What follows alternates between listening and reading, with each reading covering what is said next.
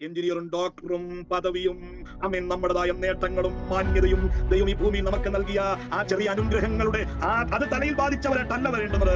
നിങ്ങൾ അവന്റെ സന്നിധിയിലേക്ക് അടുത്തു വരുന്നത് അവനും ദൈവവും നാമുള്ള ബന്ധത്തിനകത്ത് നമ്മൾ ആരാധനക്കാരൻ മാത്രമേ ആകാം. യാഗപീഠത്തിലെ പെർഫോമൻസ് അല്ലായിരുന്നു ആരാധന. മോനെ പിടിച്ചു കിടത്തുന്നതും മോനോട് പറയുന്നതും ബലം പ്രയോഗിച്ച് കൈകിട്ടുന്നതും മോന്റെ മുകളിൽ കത്തി ഉയർത്തിയ ആ വേദിയിലെ പെർഫോമൻസ് അല്ല ദൈവം കണ്ടേ.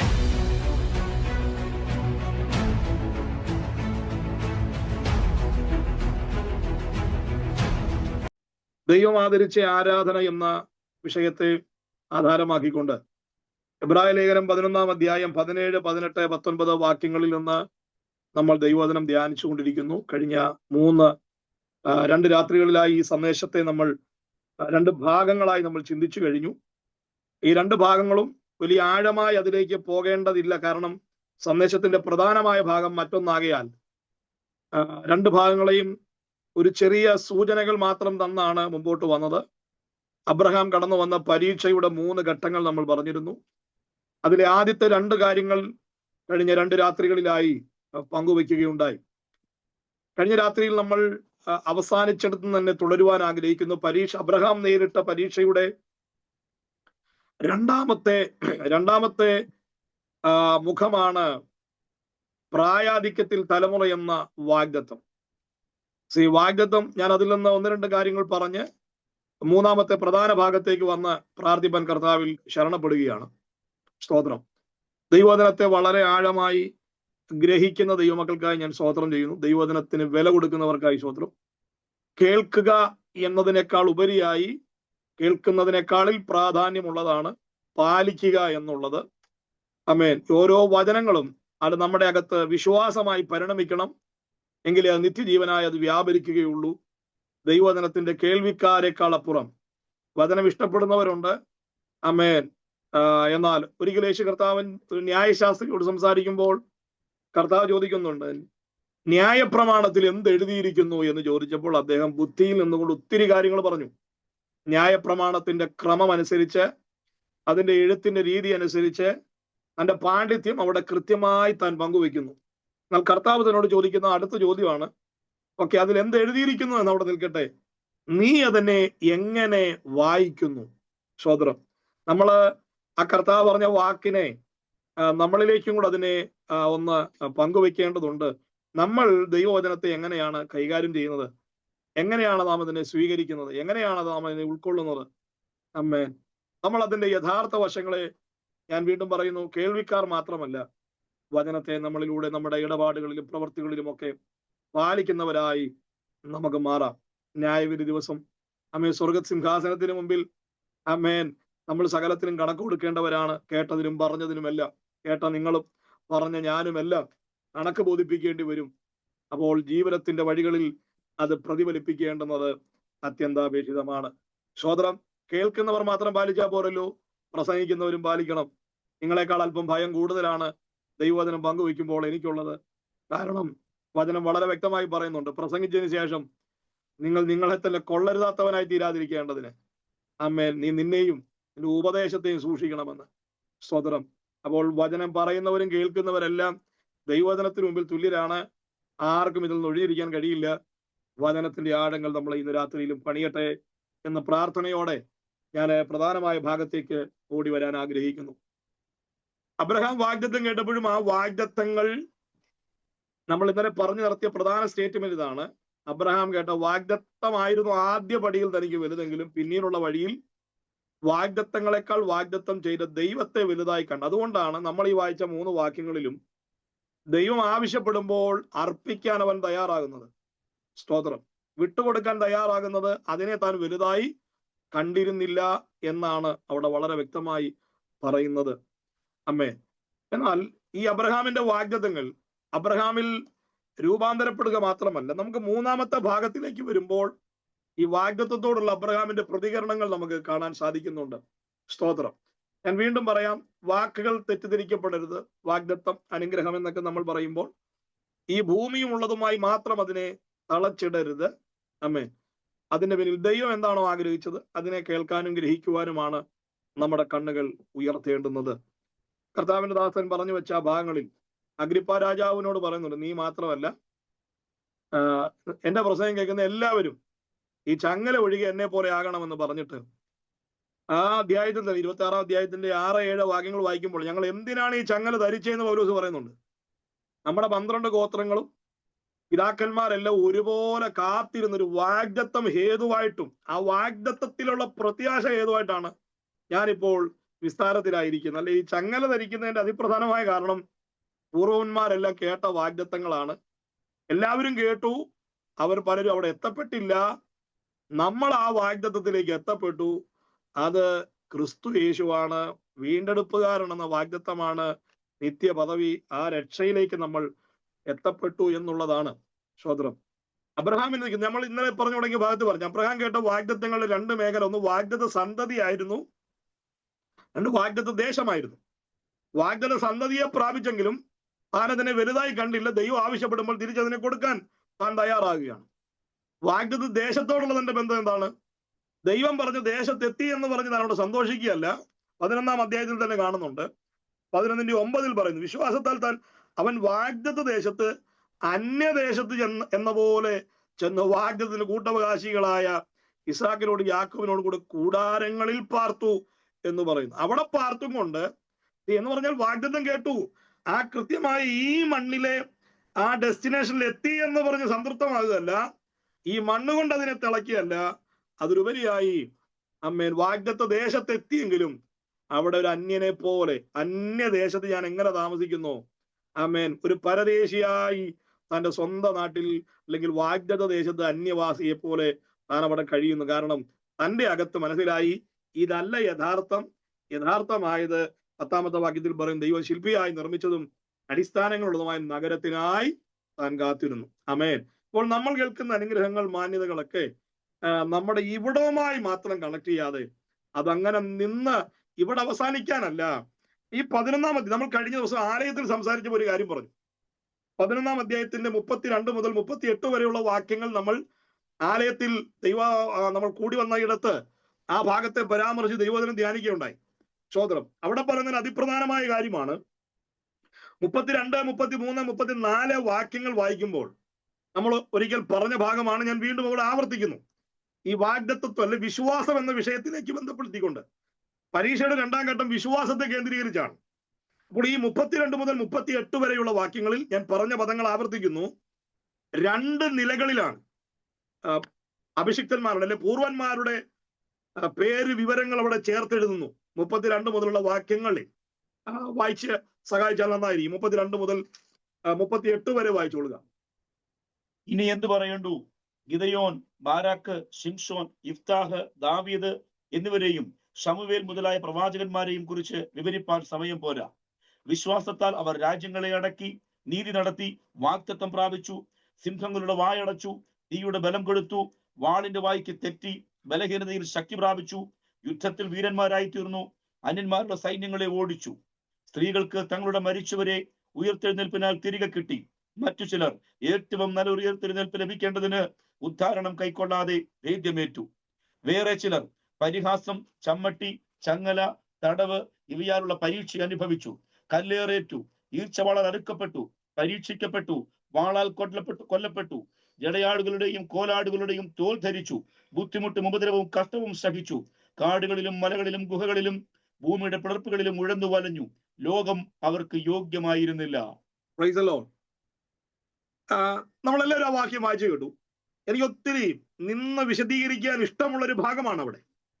32 മുതൽ നമ്മൾ വായിക്കുമ്പോൾ ചിലരുടെ പേരുകൾ പറയുക. ചിലരുടെ പേരുകൾ പഴയ നിയമ ഭക്തന്മാരിൽ ചിലരുടെ പേരുകൾ പറഞ്ഞു.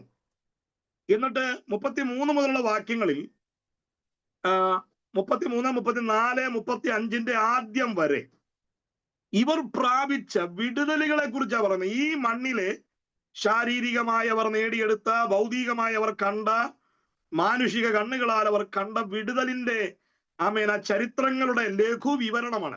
പഴയ നിയമ പുസ്തകത്തിൽ, പഴയ നിയമ ചരിത്രത്തിൽ പറഞ്ഞിരിക്കുന്ന വിശാല ചരിത്രങ്ങളുടെ ഒരു ലഘു വീക്ഷണമാണ്, സൂചനകളാണ് അവിടെ കൊടുത്തിരിക്കുന്നത്.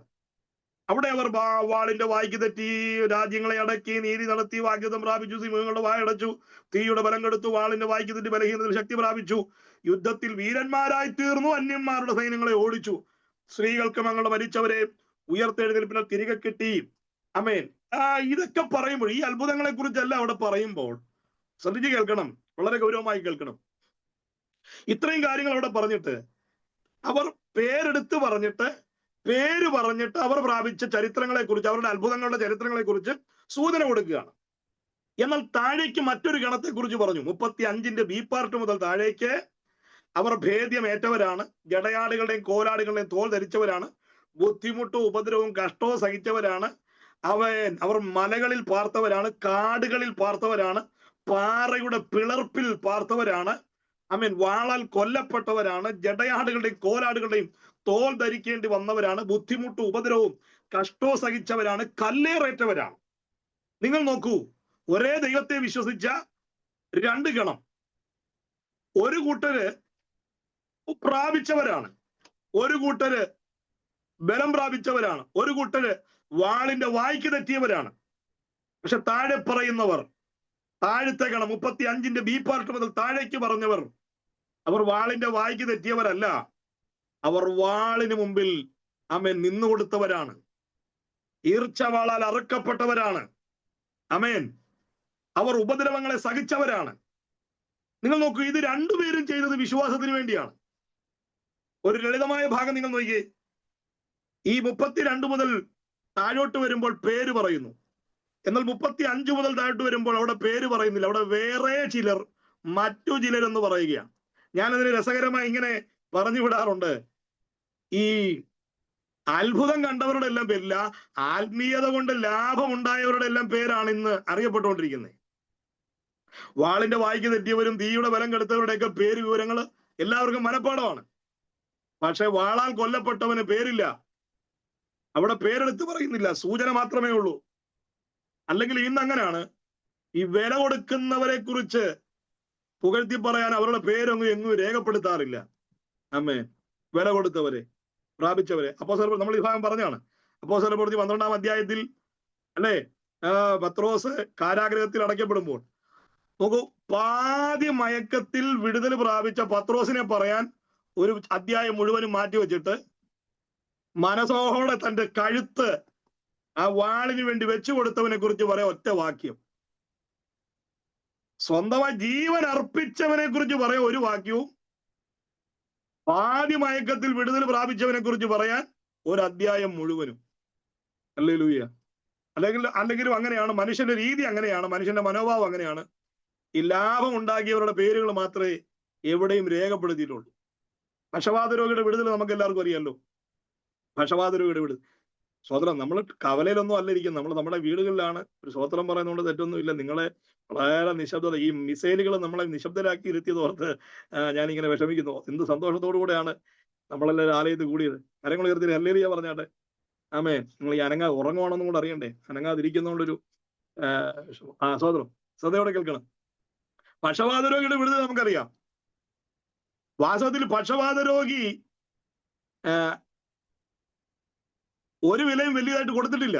തന്റെ വിടുതലിന് പുള്ളി ഒരു വിലയും കൊടുത്തില്ല.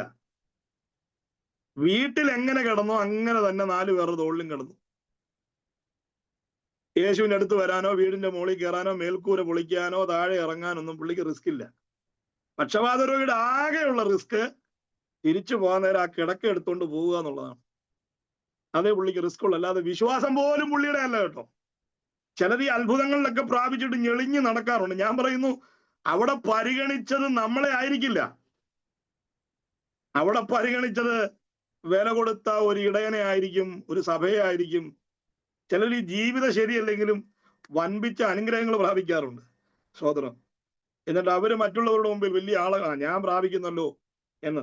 ദൈവമക്കളെ, ഞാൻ പറയാം, ചിലരൊക്കെ ജീവനോട് ഇരിക്കുന്നത് തന്നെ വിശ്വസിക്കുകയും അപേക്ഷിക്കുകയും ചെയ്യുന്ന മറ്റു ചിലർ, ഇടിവിൽ നിൽക്കുന്ന ചിലരെ ഓർത്തുകൊണ്ടാണ് ദൈവം ചിലതിനെ സൗഖ്യമാക്കിയും അത്ഭുതങ്ങളൊക്കെ കൊടുത്തും ഇങ്ങനെ അതാത് കാലങ്ങളിൽ നയിക്കുന്നത്. ഇവിടെ ഈ വന്ന മനുഷ്യന്റെ വിശ്വാസം പോലും പുള്ളിയുടെ അല്ലല്ലോ. തിരിച്ചു പോകാൻ നേരം അദ്ദേഹം ആ കിടക്കയെടുത്ത് നടന്നു പോവുകയാണ്. നിങ്ങൾ നോക്കണം, ഇവിടെ ചരിത്രമല്ല അദ്ദേഹത്തിന്റെ പേരിലാണ് രേഖപ്പെടുത്തിയിരിക്കുന്നത്. പക്ഷെ അദ്ദേഹം അധികം വില കൊടുത്തിട്ടില്ല. എനിക്കിഷ്ടം ആ വീട്ടുകാരനെയാണ്. കാരണം നമ്മളൊക്കെയാണെങ്കിൽ നമ്മുടെ വീട്ടിൽ ആള് കൂടിയ വീട് എക്സ്റ്റെൻഡ് ചെയ്യും. എന്നാൽ അദ്ദേഹം തന്നെ മറ്റൊരുത്തന്റെ വിടുതലിന് വേണ്ടി മേൽക്കൂര പൊളിച്ചു കൊടുത്ത് ഒരു മൗനാനുവാദം കൊടുത്ത് തന്റെ വീട്ടിനകത്തേക്ക് തന്നെ ക്ഷണിക്കുകയാണ്. ദൈവമക്കളെ, ഞാൻ പറയാം, പ്രാപിച്ചവരാണ് എന്നും അറിയപ്പെട്ടിട്ടുള്ളത്. ചിലർ ആരാധനയ്ക്ക് വരുന്ന തന്നെ പ്രാപിക്കാനുള്ള മനോഹരം. നമ്മുടെ കുഞ്ഞുങ്ങൾക്കറിയാമല്ലോ സാക്ഷ്യം കഴിഞ്ഞ അടുത്ത സ്വോത്രാഴ്ചയാണെന്നുള്ള കാര്യം. നമ്മുടെ ആരാധനയുടെ ക്രമമൊക്കെ നമ്മുടെ കുഞ്ഞുങ്ങൾക്ക് കറക്റ്റ് അറിയാം, അല്ലേ?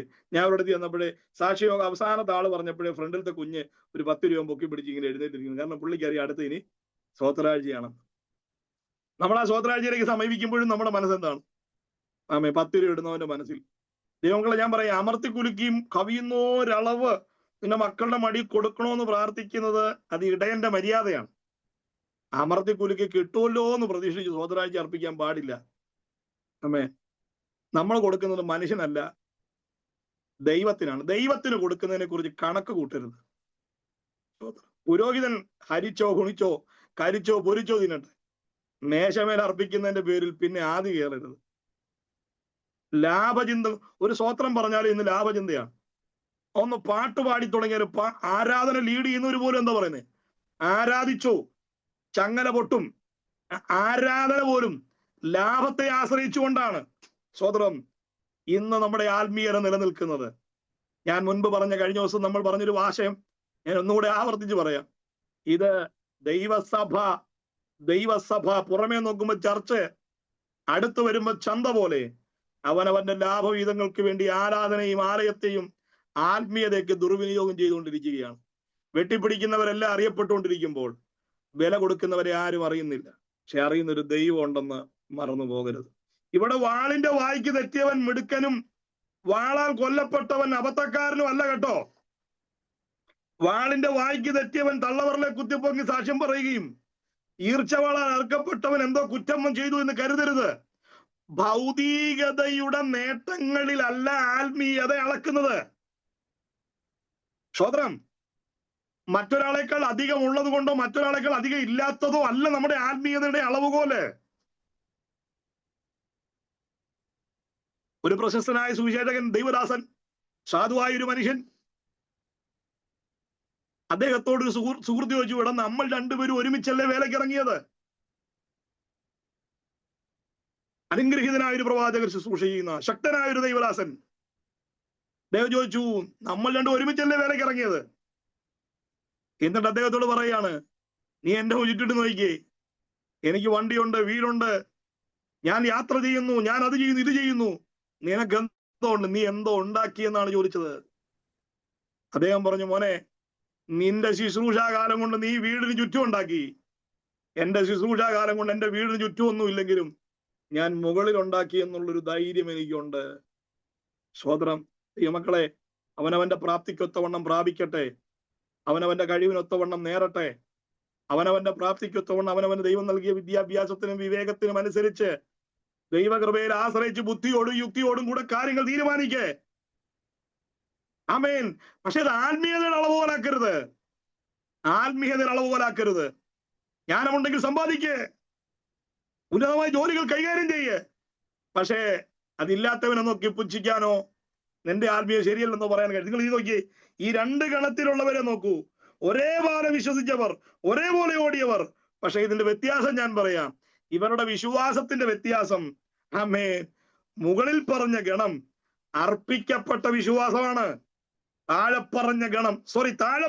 മുകളിൽ പറഞ്ഞ വിശ്വാസം നേടിയ വിശ്വാസമാണ്. വിശ്വാസത്തിന് വേണ്ടി ഞങ്ങൾ നേടി എന്ന് പറയുമ്പോൾ, താഴെ പറയുന്നവരുടെ ചരിത്രം, ഞങ്ങൾ വിശ്വസിച്ചതിന് വേണ്ടി ഞങ്ങൾ അർപ്പിച്ചു എന്ന് പറയുന്ന അവര് പറയാ, ഞങ്ങൾക്ക് അത് നമ്മൾ കഴിഞ്ഞ ദിവസം പറഞ്ഞൊരു ഭാഗം ഇതാണ്, അവര് വിടുതലിനെ കൈക്കൊണ്ടില്ല. അങ്ങനെ ഒരു തന്റെ ഇടം നമുക്കുണ്ടോ? വിടുതലിനെ വെറുക്കുന്നു എന്നല്ല ചിലരുടെ ധാരണ. നമ്മൾ ഈ വിടുതലിനെ ഇങ്ങനെ നെഗറ്റീവായിട്ട് പറയുമ്പോൾ ഇവർക്ക് വിടുതൽ ഇഷ്ടമല്ലെന്നല്ല. നമ്മൾ വിടുതലിനെ വലിയ സംഭവമായി കാണുന്നില്ല, അതിനെ ആശ്രയിക്കുന്നില്ല. അതൊരു നിഴലാണ്. നമ്മൾ കഴിഞ്ഞ ദിവസം എന്താണ് അത്ഭുതം എന്ന് കൃത്യമായി പറഞ്ഞു വെച്ചല്ലോ. അതിനെ നമ്മൾ ആശ്രയിക്കുന്നില്ല. പക്ഷെ ഒരു കാര്യം, നമുക്ക് ഇത് രണ്ടുമല്ല, ഉയർച്ചയും താഴ്ചയല്ല നമ്മുടെ വിഷയം. നമ്മുടെ വിഷയം ദൈവം മാത്രമാണ്. നേടിയതിന്റെ ആനന്ദമല്ല. ആമേൻ. അവനിൽ എത്ര ഇതാണ് യഥാർത്ഥ കാഴ്ചപ്പാട്. അവര് പറയുന്ന വാക്കുകളുടെ അവസാനത്തെ വാക്യത്തിൽ പറഞ്ഞല്ലോ, ലോകം അവർക്ക് യോഗ്യമായിരുന്നില്ല. ലോകം അവർക്ക് യോഗ്യമായിരുന്നില്ല എന്നതുകൊണ്ട് ലൗകികമായതൊന്നും അവർ യോഗ്യമാക്കാൻ ശ്രമിച്ചതുമില്ല. അതുകൊണ്ടാണ് 35-ാമത്തെ വാക്യത്തിൽ അവർ പറയുന്നത്, വിടുതലുകളെ അവർ കൈക്കൊണ്ടില്ല എന്ന്, വിടുതലിനെ അവർ റിജക്റ്റ് ചെയ്തെന്ന്. വിടുതലല്ലായിരുന്നു അവർക്ക് വേണ്ടത്.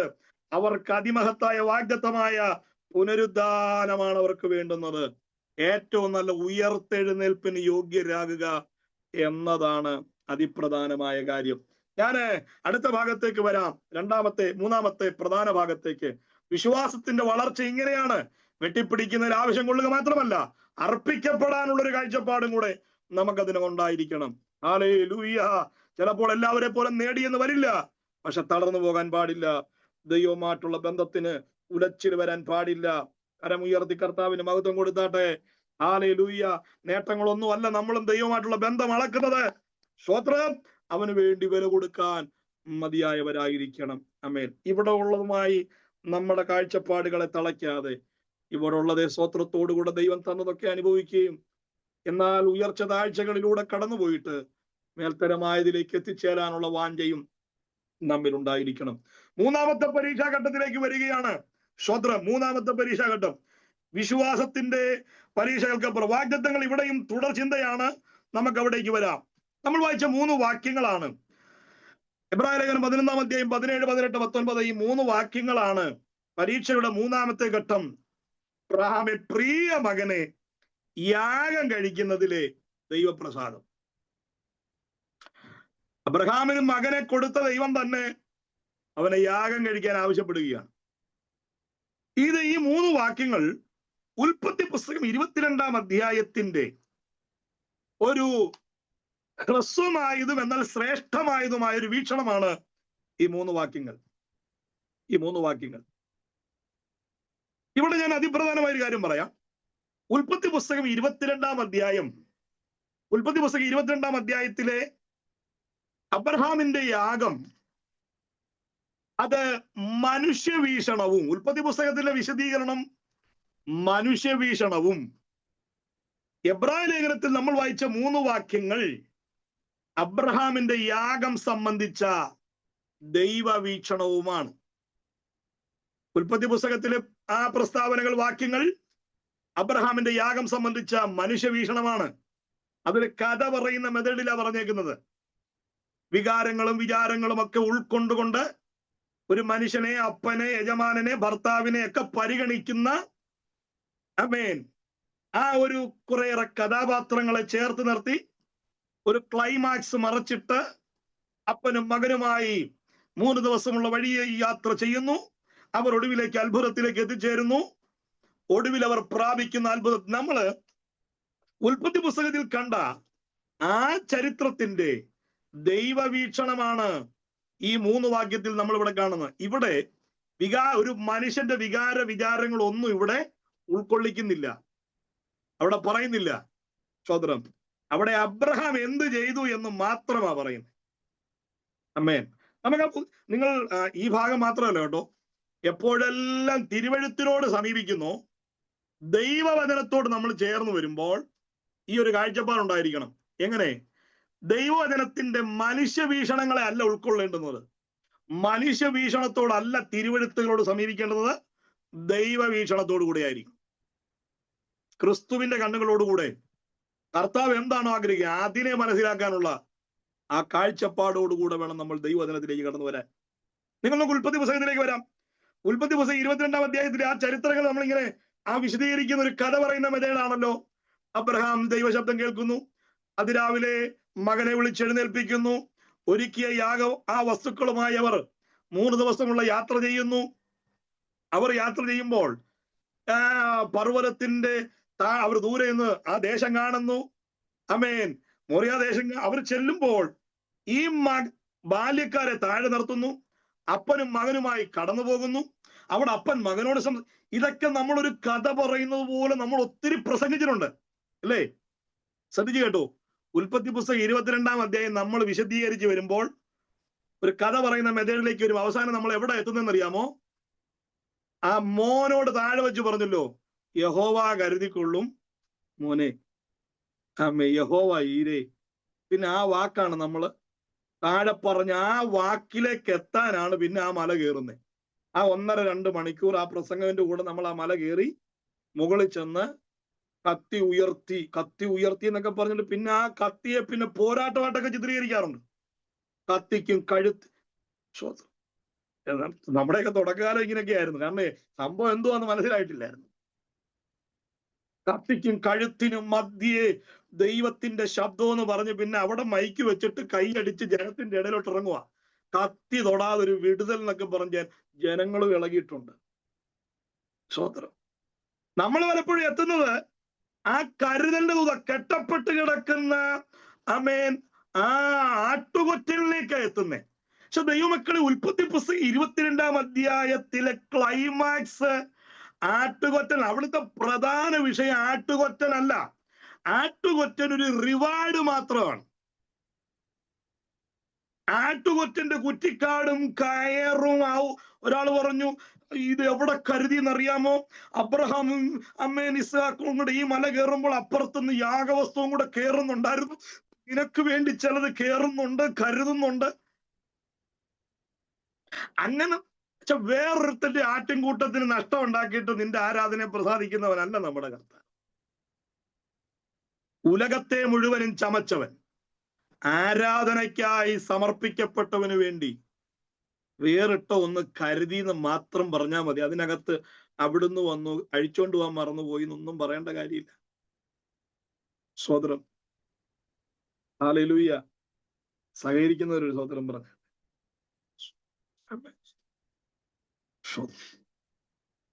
ദൈവമക്കളെ, അവിടുത്തെ വിഷയം, യഥാർത്ഥ വിഷയം യാഗമാണ്. മോനെ കടത്തിയതാണ് വിഷയം. ചിലരുടെ പ്രസംഗങ്ങൾ, ചില അവതരണങ്ങൾ കേൾക്കുമ്പോൾ അബ്രഹാമിലുള്ള ഒരു അപ്പനെ നമ്മൾ ഇങ്ങനെ മനസ്സിലാക്കും. അത് ആ ഇമേജാ പൊങ്ങി വരുന്നത്. ചിലരുടെ പ്രസംഗത്തിൽ അബ്രഹാം എന്ന ഭർത്താവിനെയാ, സ്വന്തം ഭാര്യയോട് പോലും പറയാതെ മോനെ കൊണ്ട് വന്നു. ചിലരുടെ പ്രസംഗം കേൾക്കുമ്പോൾ യജമാനനാ പൊങ്ങി വരുന്നത്. കാരണം ബാല്യക്കാരോട് ഇനി തിരിച്ചു വന്ന് ഇനി എന്തോ പറയും, ഞാനും വൈദ്യുതി അവിടുത്തോളം ചെന്ന് ആരാധന മടങ്ങി വരും. ആരോട് പറഞ്ഞു? അവന്റെ മുമ്പിൽ നിന്ദിക്കാതെ ദൈവം മോനെ കൊണ്ടുപോകും. പിന്നെ അവരുടെ മുമ്പിൽ ഒരു യജമാനാണ്. പക്ഷെ അബ്രഹാമിനെ നോക്കി, അബ്രഹാം ആരാധനയിലേക്ക് എത്തുന്നത് അപ്പന്റെ മനസ്സോടല്ല. ആമേൻ. മോൻ നഷ്ടപ്പെടുന്ന അപ്പന്റെ വേദന അതൊക്കെ ഉള്ളിൽ ഉണ്ടായിരിക്കാം. പക്ഷെ അവനെ ആരാധനാ സ്ഥലത്തേക്ക് എത്തിച്ചത് അപ്പന്റെ മനസ്സല്ല, ഭർത്താവിന്റെ കാഴ്ചപ്പാടല്ല, യജമാനൻ എന്ന ചിന്തയല്ല. അവൻ തികഞ്ഞ ആരാധനക്കാരനായിട്ടാണ് യാഗത്തിലേക്ക് അടുത്തു വരുന്നത്. നിങ്ങൾ ദൈവസന്നിധിയോട് അടുത്ത് വരുമ്പോൾ ആദ്യ ദിവസങ്ങളിൽ പറഞ്ഞ വാചകങ്ങൾ ആവർത്തിക്കുകയാണ്. നിങ്ങൾ എഞ്ചിനീയറായിട്ടല്ല വരേണ്ടുന്നത്. എഞ്ചിനീയറും ഡോക്ടറും പദവിയും ആമേൻ നമ്മുടേതായ നേട്ടങ്ങളും മാന്യതയും ദൈവം ഈ ഭൂമിയിൽ നമുക്ക് നൽകിയ ആ ചെറിയ അനുഗ്രഹങ്ങളുടെ അത് തലയിൽ ബാധിച്ചവരായിട്ടല്ല വരേണ്ടുന്നത്. നിങ്ങൾ അവന്റെ സന്നിധിയിലേക്ക് അടുത്തു വരുന്നത് അവനും ദൈവവും നാമുള്ള ബന്ധത്തിനകത്ത് നമ്മൾ ആരാധനക്കാരൻ മാത്രമേ ആകാവൂ. അതിനകത്ത് അതിന്റെ മാനം കളയുന്ന ഒരു ഇമേജും നമുക്ക് വേണ്ട. ആരാധനയുടെ മഹത്വം കുറയുന്ന ഒരു പദവിയും നമുക്ക് വേണ്ട. കരുതൽ എന്ന ദൂതിലേക്കല്ല ഉൽപ്പത്തി പുസ്തകം 22-ാം. നമ്മൾ ഉൽപ്പത്തി പുസ്തകം വായിക്കുമ്പോഴേ അങ്ങനെ പോകത്തുള്ളൂ. കാരണം മോനെ കടത്തി, കത്തിക്ക് മധ്യ ഒരു വിടുതൽ, ചില ഓപ്പറേഷനുകൾ മാറുന്നു എന്നൊക്കെ പറഞ്ഞ് ചിലരുടെ വ്യാഖ്യാനം കേൾക്കുമ്പോൾ സ്വന്തം മോനെ കൊല്ലാൻ നിന്ന് ശത്രുവായിട്ടൊക്കെ മരണ വെല്ലുവിളികൾ മാറുന്നു എന്നൊക്കെ പറഞ്ഞിട്ടുണ്ട്. സ്തോത്രം. എന്നാൽ വാസ്തവത്തിൽ അവിടെ മരണ വെല്ലുവിളിയൊന്നുമല്ല, ആരാധനക്കാരന്റെ അനുസരണമാണ്, വിശ്വാസത്തിന്റെ വീര്യമാണ് അവിടെ കണ്ടത്. ആമേൻ. നിങ്ങൾ നോക്കാം, നമുക്ക് വരാം. ഈ ഉൽപ്പത്തി പുസ്തകം അത് മനുഷ്യവീക്ഷണമാണ്. നമുക്കതിന്റെ ദൈവവീക്ഷണമാണ് ഈ 17, 18, 19 കിടക്കുന്നത്. നമുക്ക് അതിലേക്കാ വരുന്നത്. ഉൽപ്പത്തി പുസ്തകം 20 എബ്രായലേഖനം 11-ന്റെ 17, 18 വാക്യങ്ങൾ നിങ്ങൾ നോക്കൂ. അവിടെ പറയുന്നു അർപ്പിച്ചു എന്ന പ്രയോഗം. ആ 2 വാക്യങ്ങൾ അവസാനിക്കുന്നത് ഇസഹാക്കിനെ യാഗം അർപ്പിച്ചു. എന്നിട്ട് വാഗ്ദത്തങ്ങൾ താഴത്തെ വാക്യം പറയുന്നത് വാഗ്ദത്തങ്ങളെ കൈക്കൊണ്ടവൻ തന്റെ ഏകജാതനെ അർപ്പിച്ചു. ഇവിടെ എല്ലാം കാണുന്നത് വാഗ്ദത്തം വെട്ടിപ്പിടിച്ചവന്റെ ആവേശമല്ല, ഈ ഭൂമിയിൽ എന്തോ നേടിയവന്റെ ആവേശമല്ല, മറിച്ച് ആരാധന എന്നിടത്ത് ഇത് അർപ്പിക്കുകയാണ്. നിങ്ങൾ ആ 2 വാക്യങ്ങളുടെ പ്രയോഗം നോക്കി. അവിടെ അർപ്പിച്ചു എന്നാ പറയുന്നത്. അർപ്പിച്ചു എന്ന് പറഞ്ഞാൽ ആംഗ്യം കാട്ടി എന്നല്ലെന്ന്. അർപ്പിച്ച പോലെ ആംഗ്യം കാട്ടുകയല്ലായിരുന്നു, അർപ്പിച്ചു. കത്തി ഉയർത്തി അർത്താൽ ആമേൻ ഞാനിപ്പോ ഉയർത്തുന്ന പോലെ നിൽക്കാൻ ദൈവം ഇടപെടുമായിരിക്കും എന്നോർത്തല്ല. അർപ്പിച്ചു എന്ന് പറഞ്ഞാൽ അതിന്റെ മാനം എന്താ? അതിന്റെ മാനം ഇതാണ്. യാഗം അർപ്പിച്ചു എന്ന് പറഞ്ഞാൽ യാഗം എന്തെല്ലാം ആവശ്യപ്പെട്ടോ അതെല്ലാം ചെയ്തു എന്ന് വേണം വരാൻ.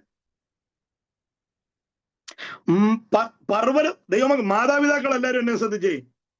തലമുറകളെ കുറിച്ച് ലണ്ടന്റെയും ജർമ്മന്റെയും ജപ്പാന്റെയും ഉക്രൈന്റെയും ഒക്കെ ദൂതുകൾ പ്രാപിച്ച് അതിൽ ആവേശം കൊള്ളാതെ തലമുറകളെ കുറിച്ചുള്ള മൂർച്ചയുള്ള ഒരു ദൈവിക പദ്ധതി ദൈവത്തിങ്കൽ നിന്ന് ഏറ്റെടുക്കണം. ഒരു മാതാവിനും പിതാവിനും ഈ ഭൂമിയുടെ മണ്ണിൽ ദൈവം നൽകിയ തലമുറയെ കുറിച്ച് ദൈവസന്നദ്ധിയിൽ ഒരു മൂല്യമുള്ള ഒരു ആലോചന ഏറ്റെടുക്കണം. അബ്രഹാം ചെയ്തത് ആമേൻ ചോദിച്ചതിനെ കൊടുത്തു, കൽപ്പിച്ചെടുത്തെത്തിച്ചു. ചോദിച്ചതിനെ കൊടുത്തു. ചോദിച്ചത് പോലുള്ളതല്ല, മോനെ പോലുള്ളതല്ല, മോനേക്കാൾ വലുതല്ല, മോനേക്കാൾ ചെറുതല്ല. മോനെ ആവശ്യപ്പെട്ടപ്പോൾ ആനെ കൊടുത്ത് അഡ്ജസ്റ്റ് ചെയ്യല്ല, മോനെ ചോദിച്ച മോനെ തന്നെ കൊടുത്തു, പറഞ്ഞെടുത്തെത്തിച്ചു. അതാണ് ആരാധനയുടെ സക്സസ്. Hallelujah, hallelujah. ഇവിടെ പറഞ്ഞ അർപ്പിച്ചു എന്ന് പറഞ്ഞാൽ എന്തെല്ലാം ആവശ്യപ്പെട്ടോ അതെല്ലാം ചെയ്തു എന്ന് വരും. എന്തെല്ലാം ആവശ്യം? യാഗം കഴിച്ച് പരിചയമുള്ള അബ്രഹാമിന് അറിയാം യാഗം എന്താണെന്ന്. താൻ കഴിച്ച യാഗങ്ങളുടെ പരിചയ സമ്പന്നത, അതിൽ വെളിപ്പെട്ട ദൈവമഹത്വമെല്ലാം അറിവുള്ളവനറിയാം. സ്വന്തം മകനെ യാഗം കഴിക്കാൻ ആലോചന കിട്ടുമ്പോൾ അവിടെ കരുതേണ്ടത് തൂവലല്ല, കത്തിയാണെന്ന്. യാഗപീഠത്തിൽ വന്ന് ദൈവമക്കളെ ആമേൻ നിങ്ങൾ നോക്കി, അർപ്പിച്ചു എന്ന് വരുമ്പോൾ എന്തെല്ലാം ആവശ്യപ്പെട്ടു അതെല്ലാം ചെയ്തു എന്ന് വേണം വരാൻ. എന്ന് വെച്ചാൽ തല കളഞ്ഞു, തോല് കളഞ്ഞു, കണ്ടമായി നുറുങ്ങി, തീ ഇറങ്ങി, യാഗമായി, അത് ചാരമായി എന്ന് വേണം വരാൻ. അപ്പോഴാണ് ഈ വാക്കിന് മൂല്യമുള്ളൂ. അർപ്പിച്ചു. പക്ഷെ ഉൽപ്പത്തി പുസ്തകത്തിൽ നമ്മൾ കണ്ട യാഗമോ? ഉൽപ്പത്തി പുസ്തകത്തിൽ നമ്മൾ കണ്ട യാഗം കൈ ഉയർത്തിയ യാഗമാണ്. ഉൽപ്പത്തി പുസ്തകത്തിൽ നമ്മൾ കണ്ടത് കത്തി ഉയർത്തിയതേ ഉള്ളൂ. ഉൽപ്പത്തി പുസ്തകത്തിൽ നമ്മൾ കണ്ട യാഗം മോനെ കിടത്തി എടുത്ത യാഗമാണ്. മോനെ കിടത്തിയെടുത്ത് മുറിയാൻ സമ്മതിക്കാതെ എടുത്തു എന്നാണ് നമ്മൾ കണ്ടത്. ഉൽപ്പത്തി പുസ്തകത്തിൽ കത്തി ഉയർത്തിയ യാഗമാണ്. മോനെ കിടത്തിയെടുത്ത യാഗമാണെങ്കിൽ ആ യാഗത്തിന് ദൈവം കൊടുത്ത അംഗീകാരമാണ് അമ്മേൻ അവനെ മുറിഞ്ഞതിന് തുല്യമായി, കണ്ണമായി നുറുങ്ങിയതിന് തുല്യമായി അവൻ ആരാധന സ്വീകരിച്ചു കഴിഞ്ഞു.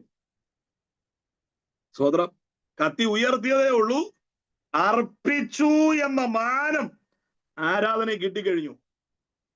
അപ്പൊ ആരാധന എവിടെ തുടങ്ങി?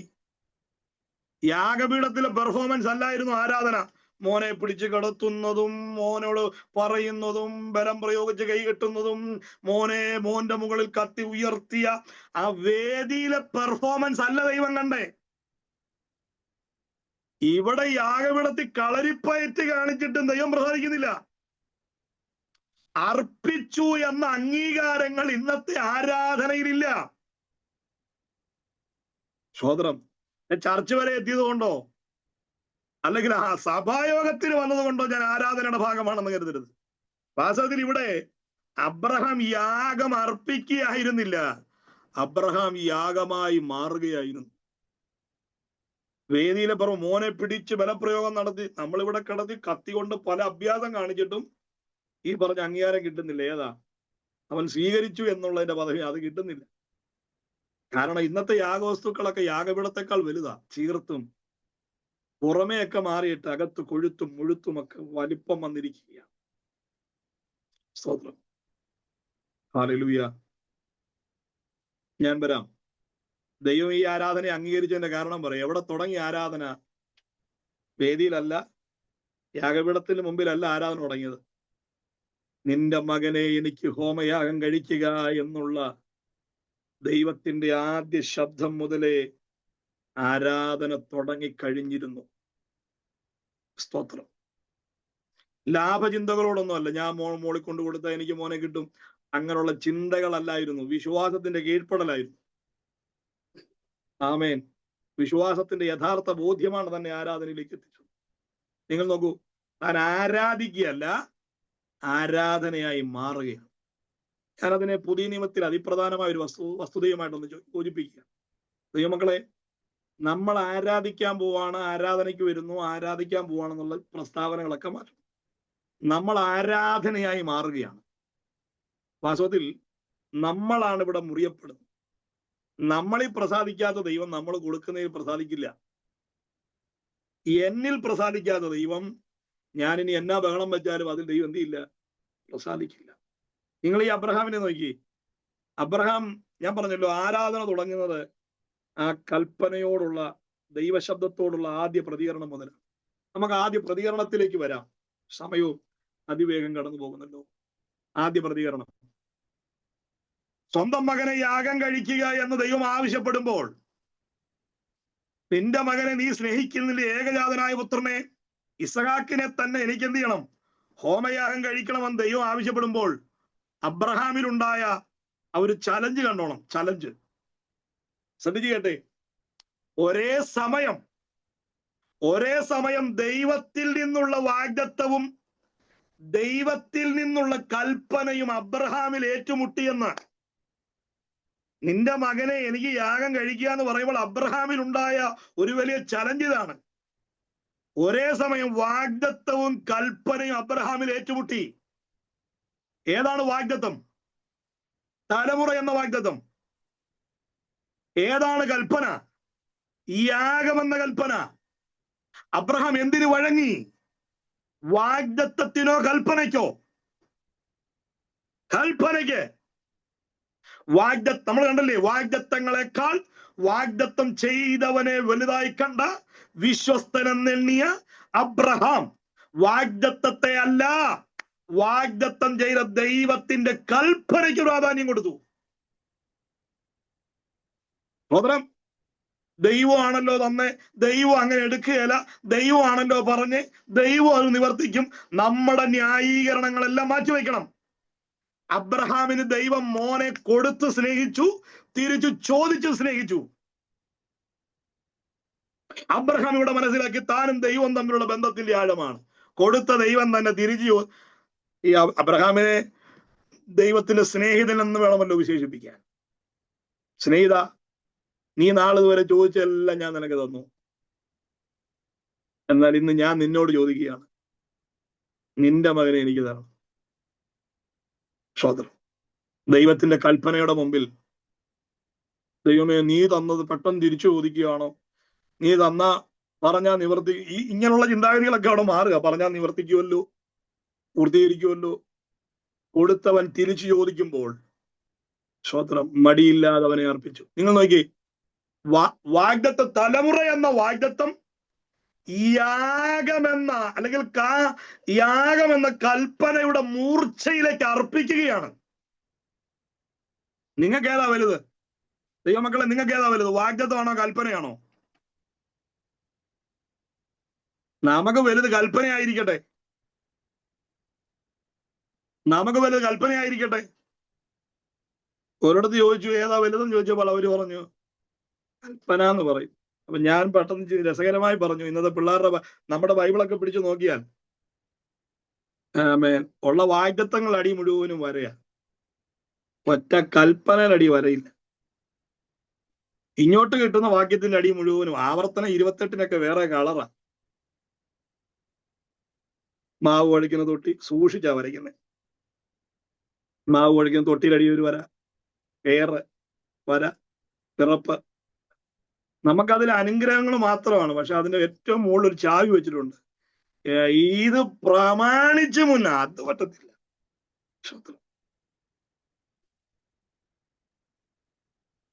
കരങ്ങൾ ഉയർത്തിയിട്ട് നല്ല ഹല്ലേലൂയ പറഞ്ഞാൽ ഹല്ലേലൂയ. ഞാൻ കേൾക്കുന്നില്ല, അടുത്ത് ഭാര്യ കേൾക്കട്ടെ, ഭർത്താവ് കേൾക്കട്ടെ, ദൈവം കേൾക്കട്ടെ. സ്തോത്രം. ദൈവമകളെ, ആമേൻ. വാഗ്ദത്തമാണ്. സങ്കീർത്തനം 91 തിളങ്ങുക പലരുടെയും. ചിലരുടെ ബൈബിളൊക്കെ പിടിച്ചു നോക്കി കഴിഞ്ഞാൽ നമ്മുടെ കൊച്ചു കുഞ്ഞുങ്ങളുടെ ടെക്സ്റ്റ് ബുക്ക് പോലെ ഓരോ പാരഗ്രാഫിനും ഓരോ കളറാണ്. വാഗ്ദത്തങ്ങളുടെ അടി മുഴുവനും കളറ, വാഗ്ദത്തങ്ങളുടെ അടി മുഴുവനും കളറ. പക്ഷേ ഒറ്റ കൽപ്പന മൈൻഡ് ചെയ്ത്, ഞാൻ കഴിഞ്ഞ ദിവസം പറഞ്ഞ പോലെ പ്രോമിസ് വേർഡ്സ് എന്ന് പറഞ്ഞൊരു സാധനമുണ്ട്. നമ്മൾ 2000 ഈ ആണ്ട്രദീപത്തിൽ അന്ന് രാത്രി അത് ഒറ്റ എണ്ണത്തിൽ ഒരു കൽപ്പന ഇല്ലെന്നുള്ളതാണ്. കമ്പനിക്കാർ അതൊരു ബിസിനസ്സാണ് പ്രിയ. കമ്പനിക്കാരൻ അത് അടിച്ച് കുമ്പനാട്ട് വെച്ചിട്ടുണ്ട്. നമ്മൾ അതിൽ പോകുമ്പോൾ ഒറ്റക്കെട്ട് വാഗ്ദത്ത വചനം വാങ്ങിച്ച് അതിന്റെ അറ്റത്ത് മുട്ടായി അടിച്ച് ആളുകൾക്ക് ആണ്ട്രദീപത്തിൽ അന്ന് രാത്രി കൊടുക്കും. ജീവിതം ഗുണപ്പെട്ടില്ലെങ്കിൽ ഈ വേദപുസ്തകം മുഴുവനും അരച്ചു കലക്കി കുടിച്ചാലും ദൈവിക നന്മ പ്രാപിക്കാൻ കഴിയും. ഇത് നമുക്ക് കർത്താവിനെ അറിയാന്ന് പറയുന്നു, ദൈവത്തെ അറിയാന്ന് പറയുന്നു, പ്രമാണം അനുസരിക്കുന്നില്ലെങ്കിൽ അവൻ കള്ളനാണെന്ന് ആമേൻ 1 യോഹന്നാന്റെ ലേഖനത്തിൽ എഴുതി വെച്ചിരിക്കുന്നു. അനുസരണാ മനോഭാവം ഇല്ലെങ്കിൽ, ദൈവത്തിന്റെ ശബ്ദങ്ങളോട് അനുസരണാ മനോഭാവം ഇല്ലെങ്കിൽ, കീഴ്പ്പെടുന്നില്ലെങ്കിൽ, വിധേയപ്പെടുന്നില്ലെങ്കിൽ, പണിയപ്പെടുന്നില്ലെങ്കിൽ, നമ്മൾ, എന്റെ വാക്കല്ല തിരുവെഴുത്തിന്റെ വാക്കാണ്, അവൻ കള്ളനാണെന്ന്. ഹിന്ദിയിൽ പറഞ്ഞ മിഥ്യാവാദി എന്ന്. സ്തോത്രം, ഹല്ലേലൂയ. ദൈവമക്കളെ, നമ്മളെ കള്ളൻ എന്ന് പറയാനല്ല, അവന്റെ കൽപ്പനയ്ക്ക് പ്രാധാന്യം കൊടുക്കാം, അവന്റെ അരുളപ്പാടുകൾക്ക് പ്രാധാന്യം കൊടുക്കാം. സ്തോത്രം. ചിലർക്ക് കൽപ്പനയാണെന്ന് പറയുമ്പോഴും ഈ വാഗ്ദത്തം ഒത്തിരി പറയുന്നവർക്ക് ഒത്തിരി മീറ്റിംഗ് ഉണ്ട്. എന്നെ ഒരാൾ പാലക്കാട്ട് നിന്ന് വിളിച്ചു ചോദിച്ചു, പാസ്റ്ററെ ഇങ്ങോട്ടൊന്ന് മീറ്റിങ്ങിന് ക്ഷണിക്കാനാ, ഏതാ ഐറ്റം? ഞാൻ സ്തോത്രം, പാസ്റ്ററയിൽ ഇപ്പൊ ഏതാ ഉള്ളത്, പാസ്റ്റർ ഇപ്പൊ ഏതാ ഓപ്പറേറ്റ് ചെയ്യുന്നതെന്ന്. അപ്പൊ ഞാൻ ഏതാ ഓപ്പറേറ്റ് ചെയ്യുന്നത്? ഞാൻ പറഞ്ഞു, ഞാനൊരു സുവിശേഷകനാണ്, സുവിശേഷമാണ് ഓപ്പറേറ്റ് ചെയ്യുന്നത്. അദ്ദേഹം പറഞ്ഞു, ശരി, സമയമുള്ളപ്പോ വിളിക്കാം. ഞാൻ ഇതിനോട് ചേർന്ന് പറയുന്നൊരു ഭാഗമാണ്. മുൻപൊരിക്കൽ നമ്മുടെ മീറ്റിങ്ങിൽ അത് പറഞ്ഞിട്ടുണ്ടായിരുന്നു. അമ്മേ, ഞാൻ ഒന്നുകൂടെ ആവർത്തിക്കാം. കുമ്പനാട്ടൊരു യോഗത്തിന് ചെന്നപ്പം ഹെബ്രോൻ IPC നമ്മുടെ IPC സഭയിൽ ഒരു പാസ്റ്റർ വീട്ടിൽ ഒരു യോഗം നടക്കുന്നു. ഇത് പറഞ്ഞിട്ടുള്ള ഭാഗമാണ്. അപ്പോൾ എല്ലാവരും വിശ്വാസികളൊക്കെ വന്നുകൊണ്ടിരിക്കുന്നു. ഒരാന്റി വന്ന് എന്റെ മോളിൽ കൂടെ പാസ്റ്ററോടും ഇന്നലെ വന്ന പാസ്റ്റർ നമ്പർ ഒന്ന് തരാമോ എന്ന് ചോദിച്ചു. അപ്പൊ അദ്ദേഹം പറഞ്ഞു, നമ്പർ തരാം. നമ്പർ കൊടുത്തിട്ട് ചോദിച്ചു, ഈ പാസ്റ്റർ നമ്പർ വേണോ? അപ്പൊ ആന്റി പറഞ്ഞു, യോഗം കഴിയട്ടെന്ന്. അപ്പം കാരണം വകുപ്പ് ഏതാണെന്ന് അറിഞ്ഞിട്ട് നമ്പർ വാങ്ങിച്ചാൽ മതിയല്ലോ. ഏതായാലും യോഗം തുടങ്ങി. അന്ന് ഞാൻ ഇളകാത്ത രാജ്യം പ്രസംഗിച്ച, കൃപയാൽ ആരും ഇളകിയില്ല. എല്ലാവരെയും കൂടെ കണ്ടപ്പോ ഇളകാത്ത രാജ്യം പറയും. എനിക്ക് ഭയങ്കര ആവേശം. ആ ദിവസങ്ങളിൽ കർത്താവിന്റെ വരവ് സംബന്ധിച്ചുള്ള ചില ദർശനങ്ങളെ കണ്ട് ആമേൻ, കർത്താവിന്റെ വരവിനെ കുറിച്ച് പ്രസംഗിക്കാൻ അധികം ദാഹത്തോട് ഓടുന്നൊരു സമയമാണ്. അപ്പം ഇളകാത്ത രാജ്യം പ്രസംഗിച്ചു. പാസ്റ്റർമാരെല്ലാം ആരാധിക്കുന്നു, സ്വത്രം പറയുന്നു. ഒറ്റ സഹോദരിമാര് മൈൻഡ് ചെയ്യുന്നില്ല. സ്വത്രം അവര്, ഞാൻ എബ്രായ ലേഖനം പ്രസംഗിക്കുന്നു, ഇവര് ലേവ്യ പുസ്തകം തുറന്നു വെച്ചേക്കുന്നു, ഇവിടൊക്കെ താളുമറിക്കുന്നു. വൻ പരിപാടി. യോഗം കഴിഞ്ഞ് തിരിച്ചു വരുമ്പോ ചെറിയൊരു സ്വത്രകാഴ്ച അവര് തന്നു. ആമേൻ. തിരിച്ചു പോകുന്ന വഴിക്ക് തലേ ദിവസം വന്നു എന്ന് പറഞ്ഞ പാസ്റ്റർ എന്റെ കൂട്ടുകാരൻ തന്നെയാണ്. അപ്പൊ അദ്ദേഹം എന്നെ വിളിച്ചു, നിനക്ക് എന്നാ കിട്ടി? സ്വത്രം. ഞാൻ അന്നേരം കവർ പൊട്ടിച്ച്, ദൈവമക്കളെ, നിങ്ങൾ, ഞാൻ ഈ കിട്ടുന്നതിനെക്കാളും ഞാൻ അതൊന്നും വലിയ സംഭവമായിട്ട് പറയല്ലോ. ഞാൻ വേറൊരു കാര്യം പറയാനാണ്, നിങ്ങൾ അതിനെ തെറ്റിദ്ധരിക്കരുത്. സ്തോത്രം, ആമേൻ, ഹല്ലേലൂയ. ദൈവമക്കൾ, നിങ്ങൾ ശ്രദ്ധിക്കണം. അപ്പോൾ ഇദ്ദേഹം ഇത് എന്നാ കിട്ടിയത്? അപ്പോഴും ഞാൻ കവർ പൊട്ടിച്ചു. അപ്പൊ കവർ പൊട്ടിച്ചപ്പോ തുക എത്രയാണെന്ന് ഞാൻ പറഞ്ഞു. നിങ്ങൾ നോക്കണ്ട, ഞാൻ പറയത്തില്ല എത്രയാണെന്ന്. ഏതായാലും അദ്ദേഹത്തോട് ഞാൻ പറഞ്ഞു എത്രയാണെന്ന് പറഞ്ഞു. അപ്പൊ എന്നോട് പറയാ, എനിക്കും അത്രയൊക്കെ കിട്ടിയിട്ടുള്ളൂ. പക്ഷെ ഞാൻ 5-6 പേരെ തലയിലെ കൈവച്ച് ദൂത് പറഞ്ഞു. 2 പേരെന്നെ വീട്ടിൽ വിളിച്ചു, 3 പേര് അവിടെ വെച്ച് എന്നെ കണ്ടു. അപ്പം ന്യായമായത് എനിക്ക്, അവനൊരു നല്ല തുക പറഞ്ഞു. അപ്പം ഇളകാത്ത രാജ്യം പറഞ്ഞു, ഞാൻ അബദ്ധക്കാരനും മറ്റേ മിടുക്കനുമായി മാറി. സ്തോത്രം. അപ്പൊ ഇവൻ എന്നോട് ചോദിക്കും, നീ ഏതാ പ്രസംഗിച്ചതെന്ന്. ഞാൻ പറഞ്ഞു, ഞാൻ ഇളകാത്ത രാജ്യമാണെന്ന്. ഉടനെ എന്നോട് പറയാ, അതിനത്രേ കിട്ടത്തുള്ളൂ. സ്തോത്രം. ദൈവമക്കളെ, ആമേൻ, വാഗ്ദത്തം കോരിച്ചൊരിഞ്ഞ് പറഞ്ഞ പൊടി ബീഡി അടിച്ചു വരുന്നതിന് നീയും പോകാൻ പോവാ. കുറ്റവും പിണക്കവും ഉള്ളവനോട് നിന്നെ മാനിക്കാൻ പോവാ. നമ്മൾ കഴിഞ്ഞ ദിവസം ഒക്കെ ആവർത്തിച്ച് പറയുന്ന പോലെ, നിന്ദിക്കുന്നവരുടെ നടി ഉയർത്താൻ പോവാ, മാനിക്കാൻ പോവാ. നിന്റെ കണ്ണുനീര് ദൈവം ജഡപ്രകാരമുള്ള കണ്ണുനീരല്ല, ഹൃദയ നുറുക്കമാണ് ദൈവം കാണേണ്ടുന്നത്. മാനസാന്തരമാ ദൈവസന്നിധിയിലേക്ക് എത്തേണ്ടുന്നത്. ചേർന്ന രാമൻ പറഞ്ഞാട്ടെ, കൃപ തോന്നി എന്തെങ്കിലുമൊക്കെ തരുന്നതിന് ആമേൻ. പക്ഷെ അതിനേക്കാൾ അപ്പുറം, അതിനേക്കാൾ മേൽത്തരമായത് അവന്റെ കൽപ്പനയ്ക്ക് പ്രാധാന്യം കൊടുത്ത് ഇതിന് വിട്ടുവീഴ്ചയില്ലാതെ, സ്വത്രം, ദൈവം സംസാരിച്ചു, ദൈവം ഇടപെട്ടു എന്ന് ബോധ്യമുള്ളതിന് വീഴ്ച വരുത്താതെ ഇതിന് വില കൊടുത്ത് നിൽക്കുവാൻ ആമേൻ കരുത്തുള്ള എത്ര പേര് ഇന്ന് രാത്രിയുണ്ട്. അർദ്ധന ശന്തനാദിയ. ഈ ആരാധന വിജയിക്കുന്നത് നമ്മൾ ഞായറാഴ്ച വന്നു കിടന്ന് വേദി കാണിക്കുന്ന പെർഫോമൻസ് അല്ല, ചിലർ ആരാധന പോലെ ആംഗ്യം കാട്ടുക. ഞാനിപ്പോ വെട്ടാൻ തുടങ്ങും, അപ്പൊ കർത്താവ് പറയില്ല, മോനുണ്ട്, കരുതലുണ്ട്. നമുക്ക് ആ കുറ്റിക്കാട്ടി കിടക്കുന്ന കോലാട്ടുകൊറ്റൻ തലയ്ക്ക് പിടിച്ചേക്കുന്നതുകൊണ്ട് ഇവിടെ ആരാധനയിൽ ആംഗ്യമാണ്. ആംഗ്യം അല്ലെന്ന്. ഇവിടെ അബ്രഹാം ആംഗ്യം കാട്ടുകയല്ല, അനുസരണമായിരുന്നു, വിശ്വാസത്തിന്റെ കീഴ്പ്പെടലായിരുന്നു, അഭിനയമല്ലായിരുന്നു. അവൻ വെട്ടും. അവിടെയാ തമ്പുരാൻ പറഞ്ഞേ, ബാലന്റെ മേൽ കൈവയ്ക്കരുത്. കാരണം ദൈവം പറഞ്ഞതിനെ അവൻ ചെയ്തു തുടങ്ങി. ആ സെക്കൻഡുകളിലാണ് ദൈവം ഇടപെട്ടത്. ഹല്ലേലൂയ. ആരാധന അഭിനയമല്ല. ഇവിടെ ഞാൻ പറയാം, മോനെ കൊടുത്ത കിടക്കുന്ന മോന്റെ വലിപ്പമല്ല ദൈവം കണ്ടേ, നുറുങ്ങിയ ഹൃദയമാണ്. ഞാൻ അതിനെ പ്രിയപ്പെട്ടവരോട് പറയാം, നമ്മൾ കൊടുക്കുന്നതിലും എടുക്കുന്നതിനേക്കാൾ അപ്പുറം നിങ്ങളെയാണ് കർത്താവ് കാണുന്നത്. നിങ്ങൾ ആരാധിക്കുകയല്ല, നമ്മൾ ആരാധനയായി മാറുകയാണ്. ആരാധന ഒരു ചടങ്ങല്ല, അതൊരു അർപ്പണമാണ്. നമ്മുടെ ആത്മാവും പ്രാണനും ദേഹവും ഒരുപോലെ അർപ്പിക്കപ്പെടുന്നത്. അതുകൊണ്ടാണ് ആരാധന എന്ന പദത്തിന്, പുതിയ നിയമത്തില് റോമാലേഖനമാണെങ്കിലും ആരാധന എന്ന പദത്തിന് യാഗമെന്ന, ആമേൻ, ആ ആരാധന എന്ന പദത്തിന്റെ അർത്ഥവ്യാപ്തി കൊടുക്കുന്ന പ്രയോഗത്തിന് യാഗമാകുക. അതിനകത്ത് ദയയില്ല. യാഗമെന്ന വാക്കിനകത്ത് ദയയില്ല. അർപ്പിക്കപ്പെട്ടേ പറ്റൂ. അവിടെ തല കളയണം, തോല് കളയണം, ഇമേജ് മാറണം, രൂപം മാറണം, ഉടയണം, നുറുങ്ങണം, തകരണം. ഞാനല്ലാതായി മാറണം, നാമല്ലാതായി മാറുകയാണ് ആരാധന. വലുത് കൊടുത്തിട്ട് ഞാൻ എന്നിൽ രൂപാന്തരം വരുന്നില്ലെങ്കിലോ? മാറുന്ന സാഹചര്യമല്ല പ്രിയരെ, മാറുന്ന രൂപാന്തരം ഉണ്ടാകുന്ന എന്നെയും നിങ്ങളെയുമാണ് കർത്താവ് സ്വീകരിക്കുന്നത്. സോദരം, എബ്രായലേഖനം 12:1 അവൻ അവിടെ ഇങ്ങനെ പറയുന്നുണ്ട്, നിങ്ങൾ ബുദ്ധിയുള്ള ആരാധനയായി നിങ്ങളുടെ ശരീരങ്ങളെ ജീവനും വിശുദ്ധിയും ദൈവത്തിന് പ്രസാദമുള്ള യാഗമായി സമർപ്പിക്കണം. യാഗമായി സമർപ്പിക്കണം. പാട്ടതിന്റെ ഭാഗമാണ്, സ്വത്രകാഴ്ചതിന്റെ ഭാഗമാണ്, പ്രസംഗം അതിന്റെ ഭാഗമാണ്, അമ്മേൻ മികച്ചത് കൊടുക്കുന്നത് അതിന്റെ ഭാഗമാണ്. പക്ഷേ യഥാർത്ഥത്തിൽ ഉടയേണ്ടത് ഞാനാണ്. കൽപ്പനയുടെ മൂർച്ചയുടെ മുമ്പിൽ അർപ്പിക്കപ്പെടേണ്ടത് ഞാനാണ്. നിങ്ങൾ ഇന്ന് രാത്രി എന്തിന് വില കൊടുക്കും? വാഗ്ദത്തത്തിനോ കൽപ്പനയ്ക്കോ? വാഗ്ദത്തങ്ങൾക്ക് ആമേൻ.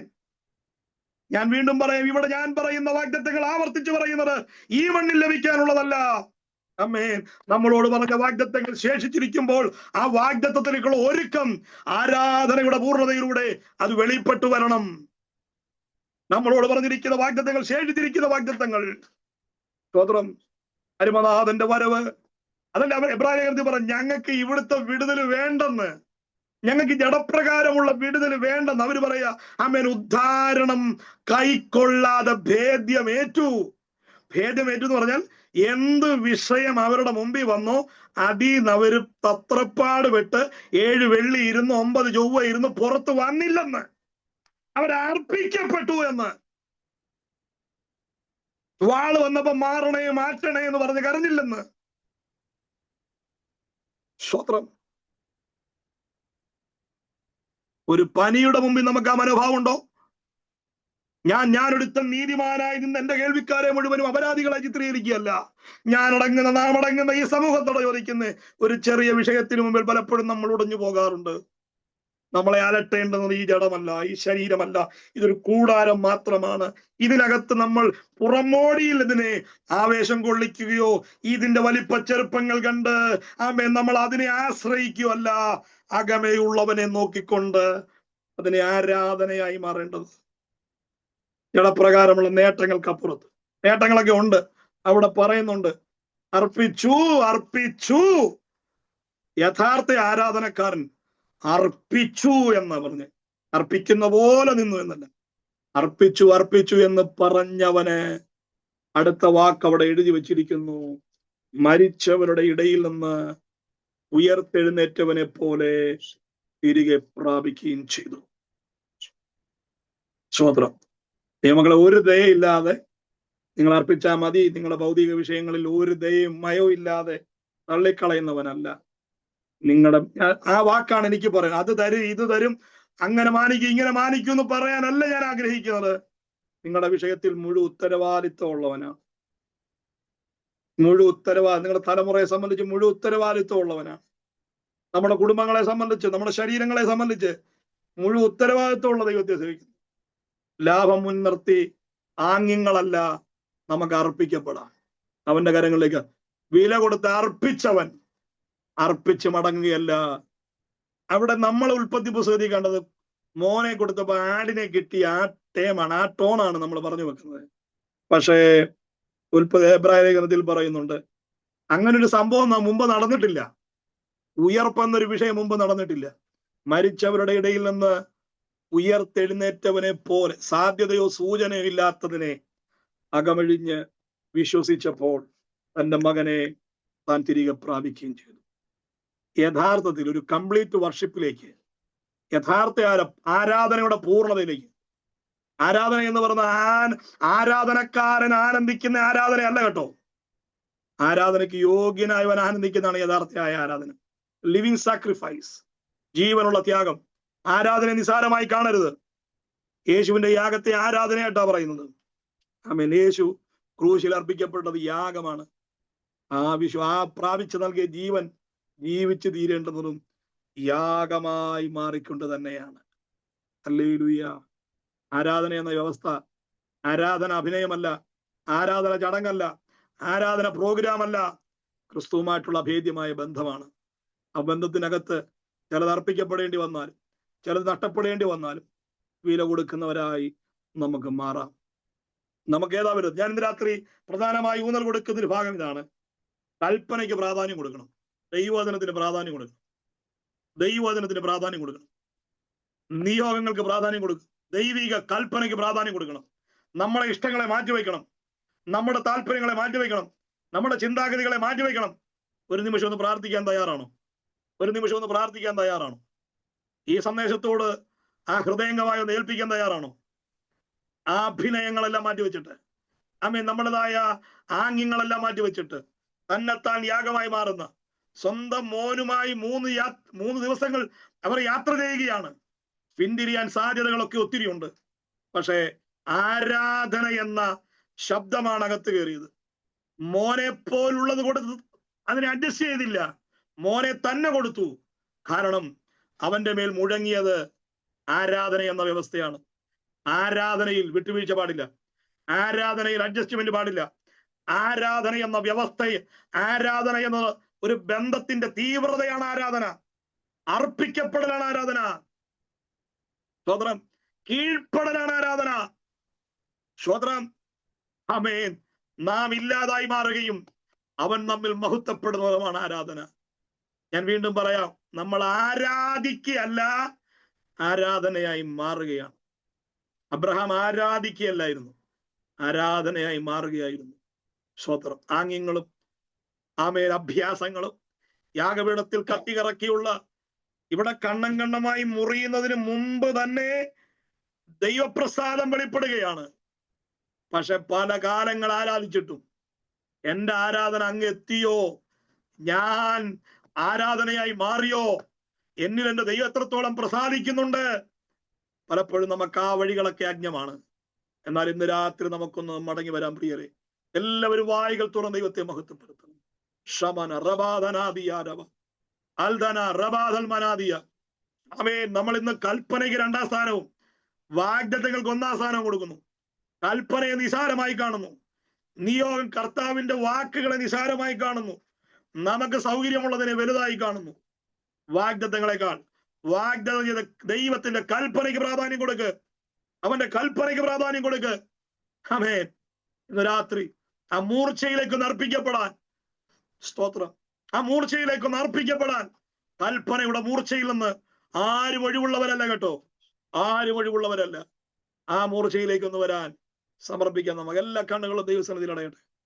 ഹാലേലൂയ. നിങ്ങൾ ഇരിക്കുന്ന ഇരിപ്പിടത്തിൽ വായികൾ തുറന്ന് അല്പനിമിഷം എന്നോട് ചേർന്ന് പ്രാർത്ഥിക്കണം. എല്ലാവരും ചേർന്ന് പ്രാർത്ഥിക്കണം. കൽപ്പനയ്ക്ക് തൂക്കം കൊടുക്കുന്ന കർത്താവ് നമ്മളെ ദിനം പ്രതി അനുസരണ മനോഭാവവും നമ്മുടെ വിശ്വാസത്തിന്റെ വളർച്ചയുമൊക്കെ പരിശോധിച്ചു കൊണ്ടിരിക്കുമ്പോൾ അതിന് തളർച്ച വരുന്നവരായിട്ടല്ല, ആരാധനയായി മാറത്തക്കവണ്ണം നമ്മുടെ അനുസരണവും നമ്മുടെ ജീവിതവും നമ്മുടെ പ്രവൃത്തിയുമൊക്കെ ദൈവം ഭാഗ്യം ഒന്ന് സമർപ്പിക്കാൻ പ്രിയരെ. എല്ലാവരും ഒരു നിമിഷം പ്രാർത്ഥിച്ചാട്ടെ.